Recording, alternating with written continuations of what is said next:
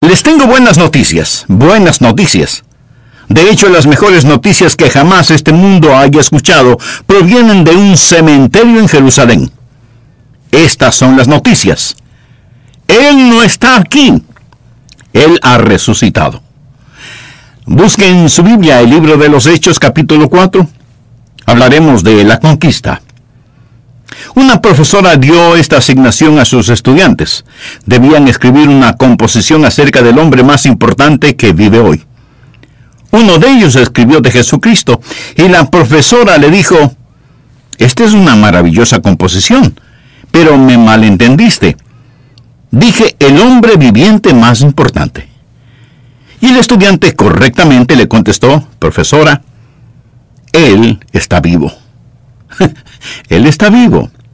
Otros mueren y permanecen muertos, pero Jesús murió y resucitó. Estaba leyendo acerca de Harry Houdini. Harry Houdini fue un artista del escape. Él murió en 1936, el 29 de noviembre, pero he leído acerca de él. Este hombre era un genio. Él podía escaparse de cualquier lugar y de cualquier cosa, aunque lo tuvieran bien encadenado y encerrado. Decían que él tenía la flexibilidad de una anguila y el número de vidas de un gato. Trataron toda clase de formas de encerrar a Harry Houdini. A veces la gente lo ponía en un ataúd y lo enterraban. Él se salía. En otras ocasiones lo encerraban en calderas. Él se escapaba. También la gente lo cosía en bolsas de lona y lo lanzaban a un río. Él se libraba. Lo sellaban en recipientes metálicos de leche, soldando la tapa, y aún así, de algún modo se escapaba. Una vez lo pusieron en una prisión federal en Washington, en máxima seguridad. Él estuvo ahí menos de media hora y se fugó.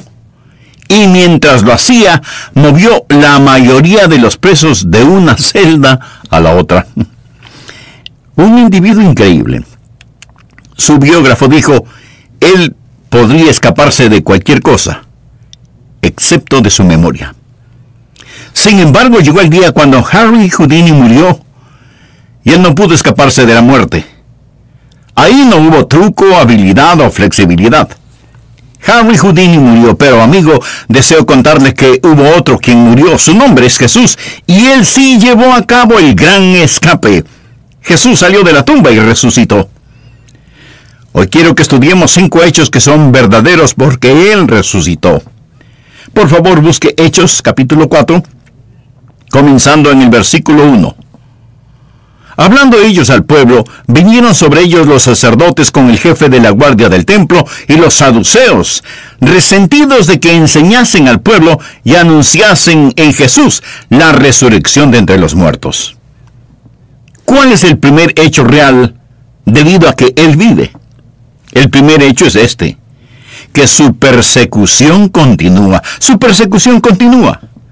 ¿Sabía usted que porque Jesucristo está vivo, aún sigue siendo perseguido? Vemos en Hechos 4 que esta gente estaba resentida porque se proclamaba que Jesús...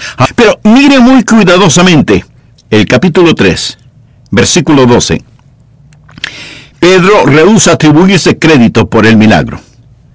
Viendo esto, Pedro respondió al pueblo: «Varones israelitas, ¿por qué os maravilláis de esto? ¿O por qué ponéis los ojos en nosotros, como si por nuestro poder o piedad hubiésemos hecho andar a éste?» Continuemos leyendo en el capítulo 4, versículo 10. «Sea notorio a todos vosotros y a todo el pueblo de Israel, que en el nombre de Jesucristo de Nazaret, a quien vosotros crucificasteis y a quien Dios resucitó de los muertos, por él este hombre está en vuestra presencia sano». ¿Lo ha entendido? Un milagro se había realizado, y a los distinguidos religiosos no les agradó eso. La gente comenzaba a seguir al Señor Jesús. Pensaban que se habían deshecho de Jesús, pero ahora tenían a un hombre sanado. Pedro dice: «Miren, nosotros no lo hicimos, Jesús lo hizo». Jesús lo hizo. Y cuando ellos perseguían a estos apóstoles, ¿a quién estaban persiguiendo? A Jesús. Porque los apóstoles eran solo las manos y los pies del Señor Jesús. Ahora Él tiene un nuevo cuerpo. Su nuevo cuerpo se llama la iglesia. Él aún vive. ¿Recuerda usted cuando el apóstol Pablo iba por el camino hacia Damasco y Jesús se le apareció? Él preguntó, ¿quién eres, Señor? Y él respondió, yo soy Jesús a quien tú persigues. Pablo pudo haberle dicho, bien, quien quiera que seas, yo no te estoy persiguiendo. Persigo a estos apóstoles, solo persigo a estos cristianos. Mas es tan obvio que no podemos pasarlo por alto. Cuando usted persigue a la iglesia, usted persigue a Jesús. Jesús no está muerto, Él está vivo. Usted no puede perseguir a un hombre muerto, y porque Él vive, su persecución continúa. Esto es algo interesante. ¿Por qué persiguieron a Jesús? ¿Por qué persiguieron a los apóstoles? ¿Por qué lo perseguirán a usted? ¿Por qué no nos quieren? ¿Por qué el mundo no ama al Señor Jesús? Usted pensaría que el mundo estaría agradecido de escuchar un mensaje como este. ¿No es cierto? Usted pensaría que esa gente amaría al Señor Jesús, pero no es así. ¿Por qué? ¿Por qué? Permítame decirle algo. El mundo ama al niñito Jesús. Nadie tiene ningún problema con el niño Jesús. Nadie persigue a Jesús porque Él nació de una virgen en Belén. No lo persiguen a causa de sus enseñanzas. No persiguen a Jesús porque Él sanó a los enfermos y alimentó a las multitudes. De hecho, al mundo le gusta ese mensaje. Este es un buen mensaje para el mundo. En Navidad, a los comerciantes, quienes ni siquiera creen en Jesús, les fascina poner los villancicos en sus almacenes para poder vender más mercadería. Eso no les molesta. ¿Cuál es el Jesús al que el mundo no quiere? Es el Jesús que vino a destruir las obras del diablo. Este es el Jesús al cual persiguen.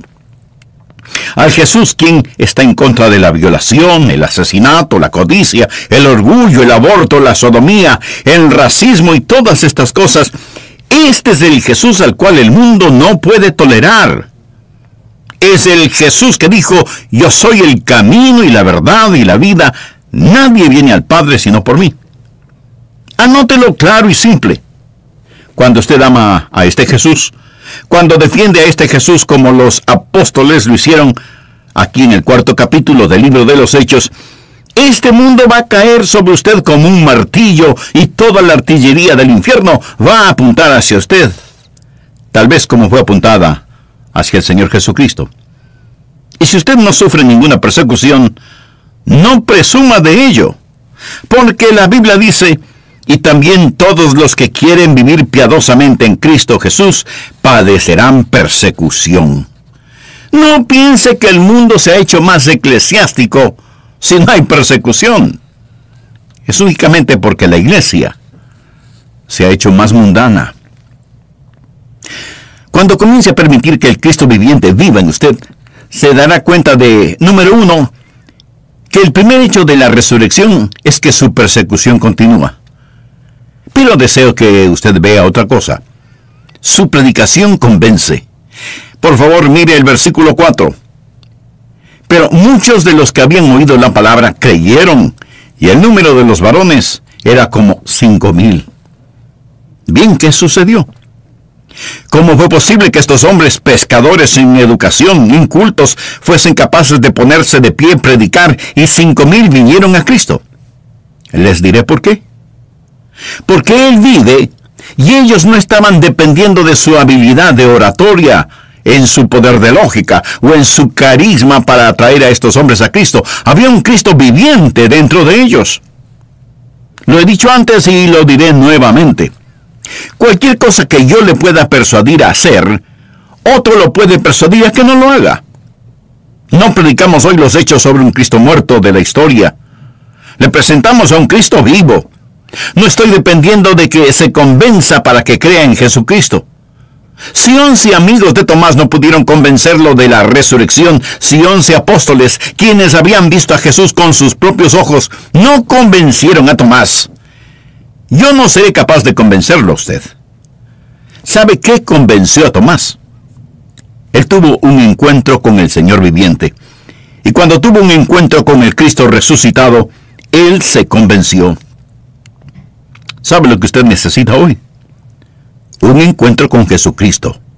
No con la iglesia, no con su denominación, no conmigo o con los demás. Usted necesita conocer al Cristo vivo. Esta gente tuvo contacto con el Cristo viviente por medio del Espíritu Santo y fueron completamente convencidos.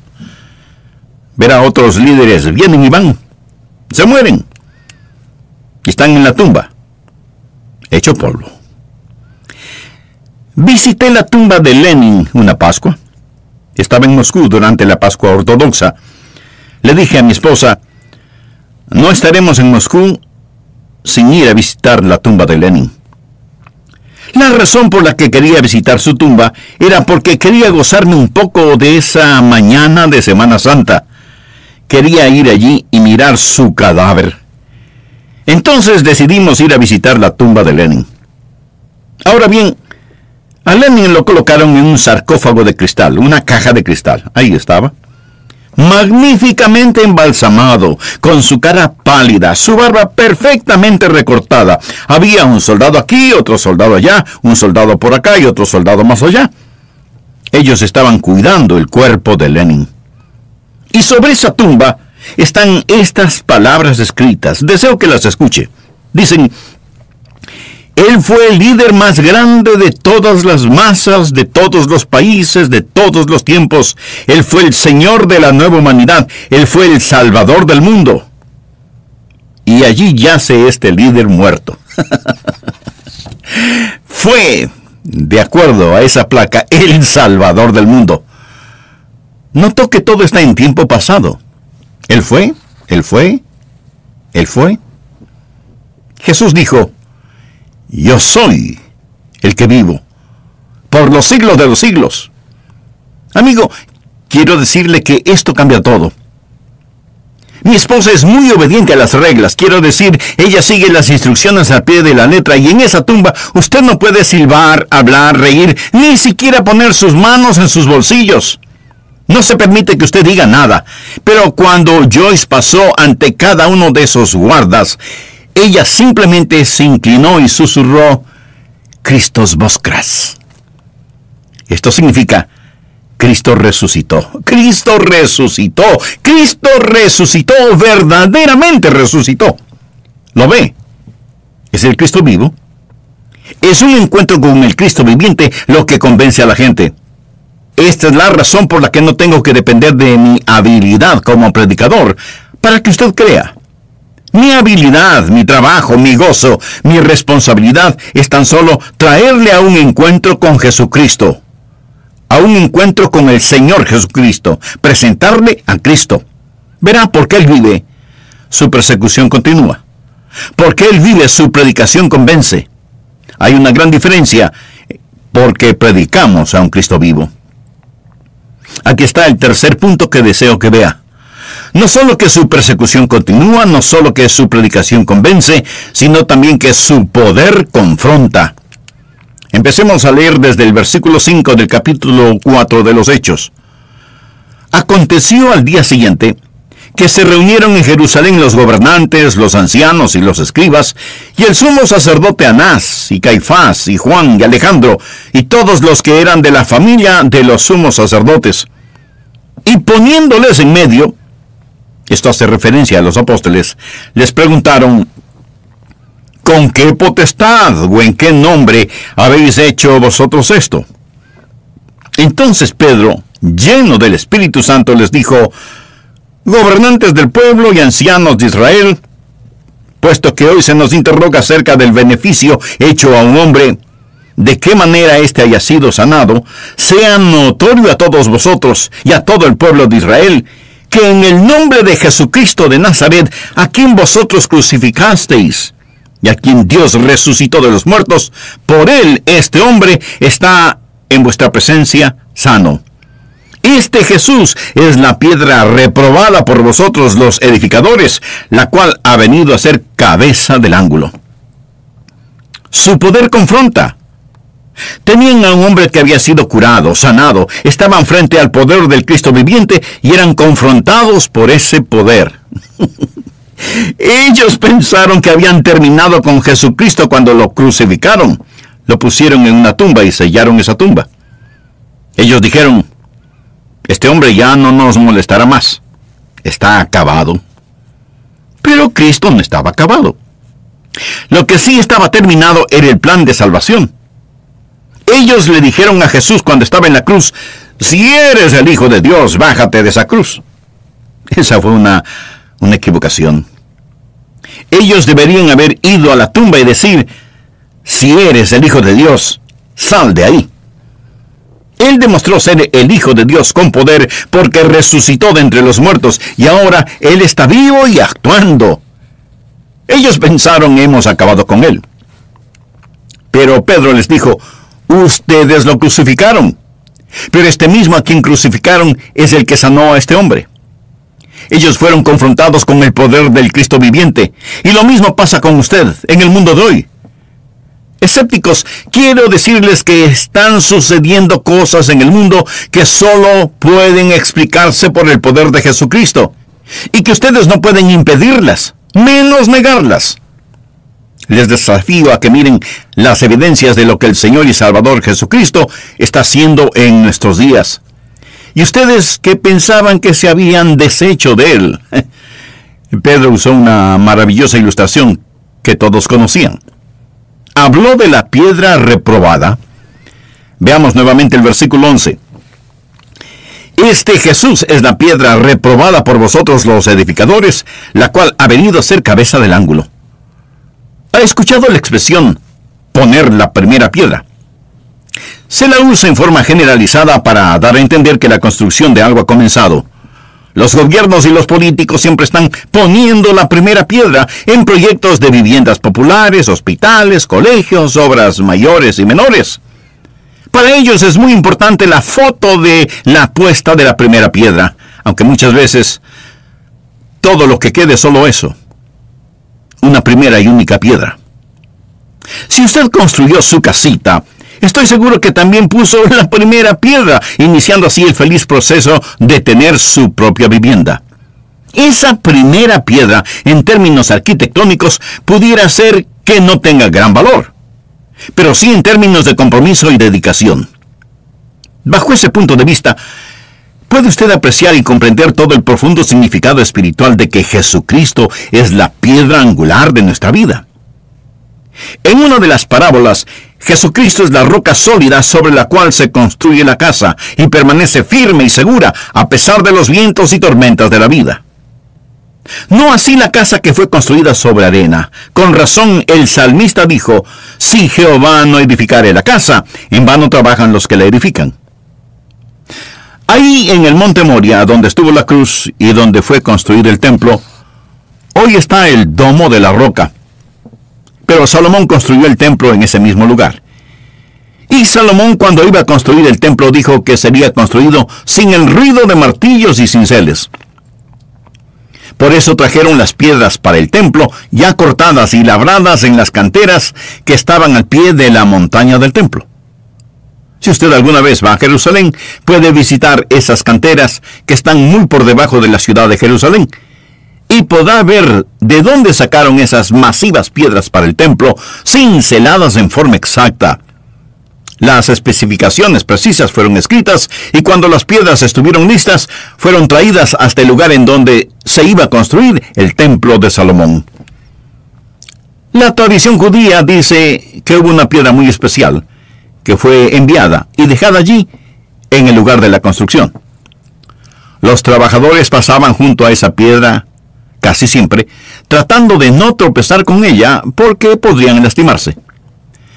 Finalmente, por no saber dónde iba esa piedra y para evitar cualquier accidente, simplemente la empujaron. Y la piedra rodó hacia el valle del Cedrón, en donde la hierba y las matas empezaron a cubrirla. Cuando llegó el momento de colocar la piedra principal, pidieron a la gente de la cantera que la enviaran, y les contestaron que la piedra ya había sido enviada varias semanas atrás. Así que los obreros en el templo comenzaron a buscar esa piedra especial. Y ya se puede imaginar dónde la encontraron, ¿verdad? La piedra reprobada por los edificadores ha venido a ser cabeza del ángulo. ¿Qué es lo que Pedro estaba haciendo ese día después de la resurrección? Él estaba diciéndoles: ustedes pensaron que habían terminado con Jesús. Ustedes pensaron que lo habían empujado fuera del templo, que lo habían hecho rodar hacia el valle y que ya estaría cubierto por la maleza. Ustedes pensaron que lo habían encerrado en una tumba. Pero Él es la piedra angular de todo el edificio. Mi amigo, quiero decirle que Jesús vive. Y porque Él vive, su persecución continúa, su predicación convence y su poder confronta. Él es el Cristo viviente que continúa haciendo milagros. Veamos Hechos 4:12. Me encanta este versículo. Después de que Pedro dice que Cristo es la piedra angular, añade: y en ningún otro hay salvación, porque no hay otro nombre bajo el cielo dado a los hombres en que podamos ser salvos.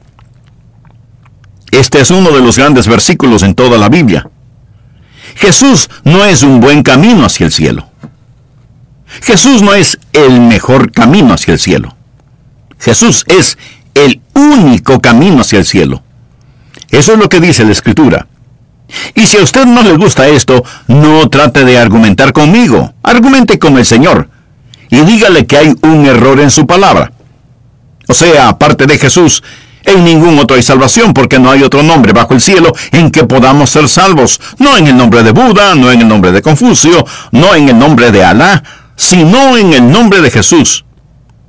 No en el nombre de Abraham, ni en el de Moisés, ni en el nombre de ningún santo, sino en el maravilloso nombre de Jesús. Su poder nos confronta. El cuarto hecho de su resurrección es: su presencia coacciona. Miremos el versículo 13. Entonces, viendo el denuedo de Pedro y Juan, y sabiendo que eran hombres sin letras y del vulgo, se maravillaban y les reconocían que habían estado con Jesús. Me encanta esa frase: reconocían que habían estado en su presencia. ¿Quiénes? Pedro y Juan. Hay que recordar que Pedro, no hace mucho, no había dado señales de valentía. Hasta se acobardó frente a una muchachita y dijo que nunca había conocido a Jesús. Maldijo, juró, negó conocer al Señor Jesús, pero ahora había visto al Señor resucitado y fue compelido, empujado, motivado a hablar como habló. Ahora nadie le podía callar. Verá, cuando usted está en la presencia de Jesucristo, algo le sucede. Cuando usted está frente al Señor resucitado, es como poner un hierro en el fuego y dejarlo allí hasta que se caliente al rojo vivo. No solo el hierro está en el fuego, sino que el fuego está en el hierro. Y cuando usted invierte tiempo con el Señor Jesús, tendrá la osadía, la valentía que tuvieron esos discípulos, y será compelido con su presencia, viendo el denuedo de Pedro y Juan. ¿Qué es lo que les hizo prestar atención? ¿Qué es lo que les asombró?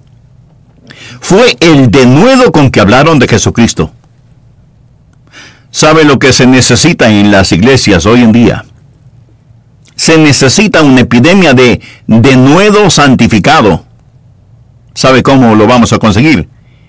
Invirtiendo tiempo en la presencia de Jesús. Cuando ellos vieron que estos eran hombres sin letras y del vulgo, se maravillaron y reconocieron que habían estado con Jesús.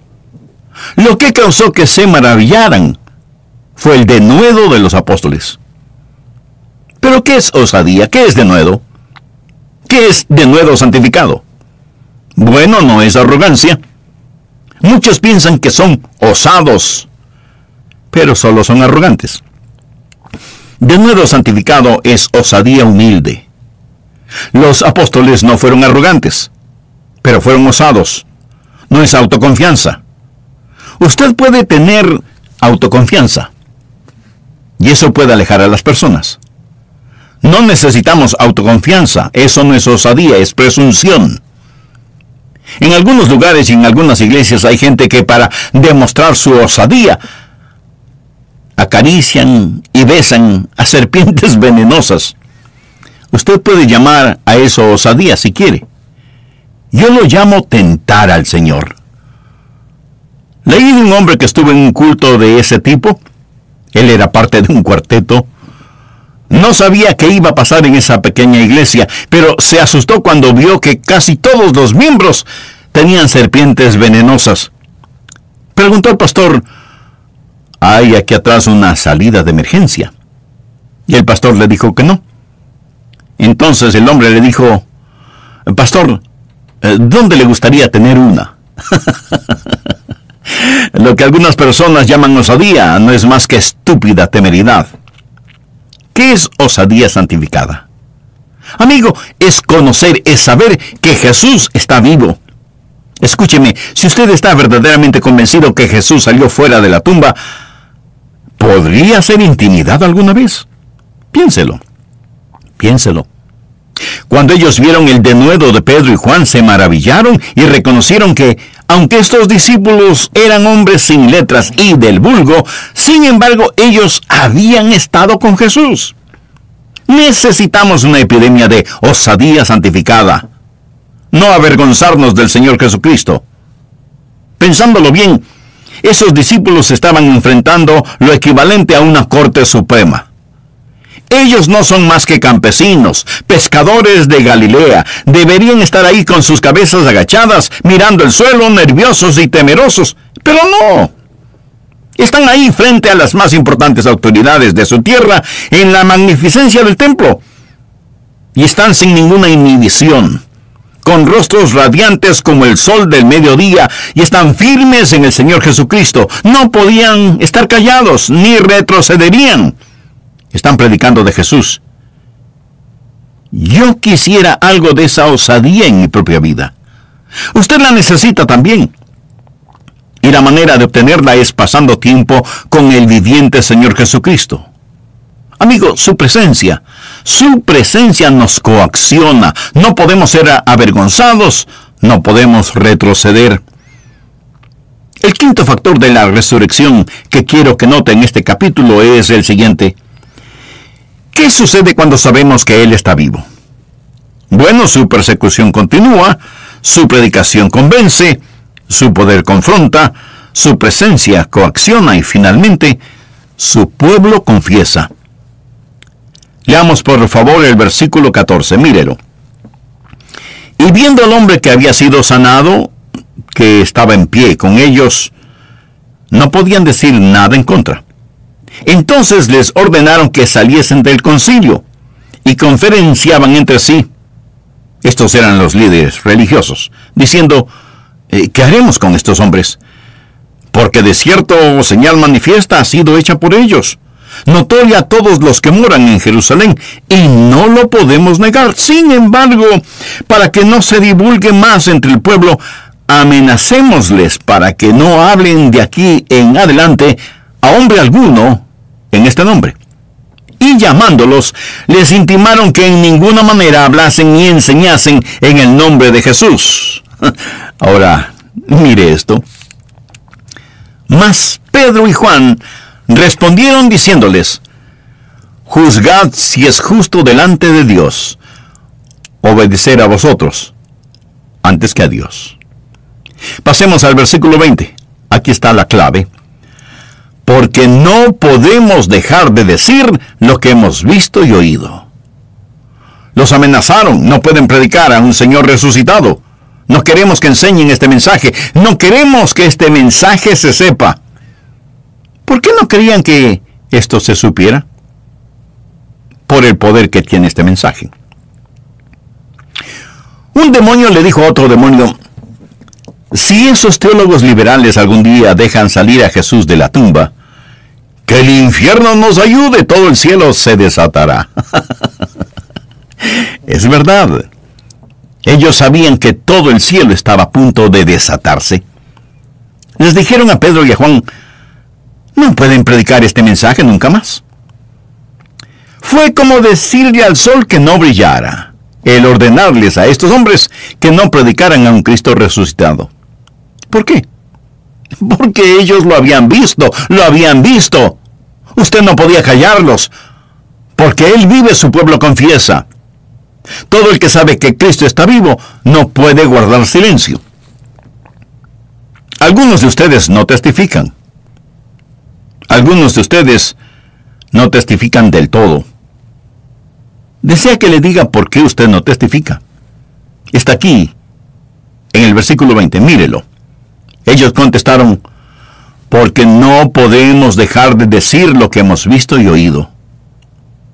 ¿Sabe usted lo que hace un testigo? Un testigo cuenta lo que ha visto y oído. ¿Sabe por qué algunos de ustedes no testifican? Porque no han visto ni oído nada. Es todo. Ustedes no han visto ni oído nada. Una persona quien ha visto y oído que Jesucristo está vivo no puede ser callada. Su pueblo confiesa. Si usted no comparte a Jesucristo, si usted no le está hablando a la gente sobre Jesucristo, muy francamente, pienso que no entiende que Él está vivo. Creo que usted no ha visto nada. Pienso que usted no ha oído nada. Busque por favor el capítulo 5, versículo 42. En sus inicios, esta es la forma en que trabajó la iglesia. Versículo 42. Y todos los días en las casas no cesaban de enseñar y predicar a Jesucristo. Les habían advertido, no pueden hacerlo. Ellos contestaron, sí que podemos hacerlo. Los intimidaron, se lo prohibimos. Ellos respondieron, aún así lo haremos. El evangelismo en el Nuevo Testamento no eran cultos en las noches por 8 días donde se traía algún predicador o evangelista. No estoy en contra de esto. Pero en el Nuevo Testamento, los cristianos estaban siempre compartiendo del Señor. ¿Sabe por qué? Ellos lo habían visto. Sabían que Él estaba vivo. Usted no podía callarlos. Su pueblo confiesa, su pueblo confiesa. Piense en lo que hizo la iglesia en sus inicios. No tenían la imprenta, no tenían autobuses, no tenían radio, televisión ni sistemas de sonido, no tenían edificios para sus congregaciones como hoy, y aún así le dieron vuelta a este mundo para Jesucristo. Ellos hicieron tanto con tan poco. Nosotros hacemos tan poco con tanto. Él está vivo. Su pueblo confiesa. ¿Le gustaría confesarlo? Él resucitó. Sí, Él resucitó. O creámoslo de corazón, comprendámoslo. Él está vivo y porque Él vive, su persecución continuará. La gente aún lo perseguirá. Y la manera en que lo van a perseguir es persiguiéndolo a usted. Luzca esa persecución como una insignia de honor, como una insignia porque Él está vivo. Él está vivo. Su predicación convence. No sienta que cuando enseña o predica o testifica, todo depende de usted. Lo único que usted hace es traerlos a un encuentro con el Cristo vivo. Es Jesús quien convence. Su poder confronta. Su poder es real en el mundo de hoy. Jesucristo está vivo y sano. El Cristo que caminó las costas de Galilea está vivo hoy por medio de su nuevo cuerpo, la iglesia.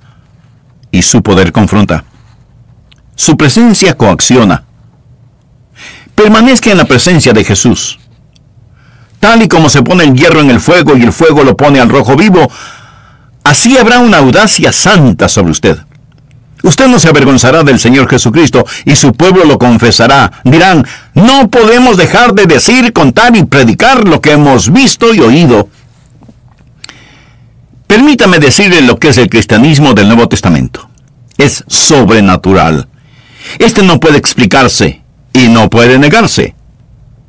No se intimida y no debe ignorarse. Cristo vive.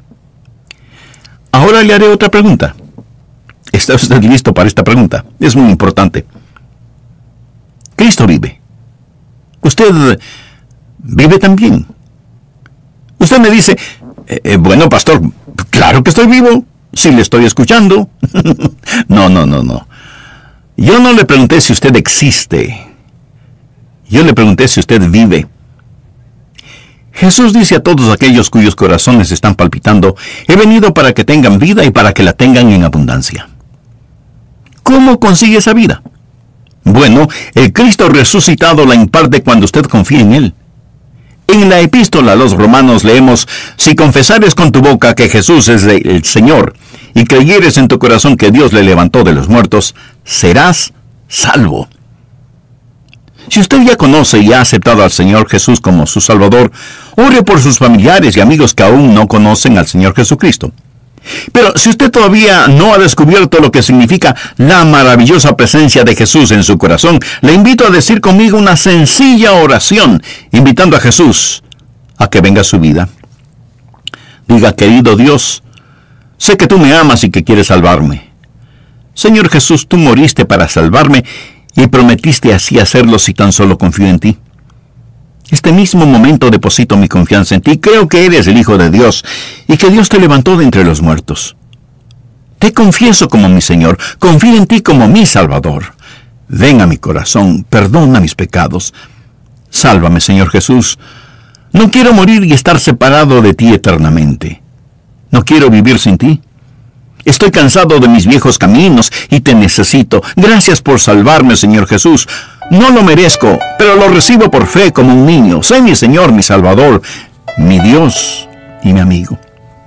Señor Jesús, porque tú moriste por mí, ayúdame a vivir por ti sin que me avergüence de ti jamás y sin que yo sea una vergüenza para ti y tu evangelio. Lo pido en tu santo nombre. Amén.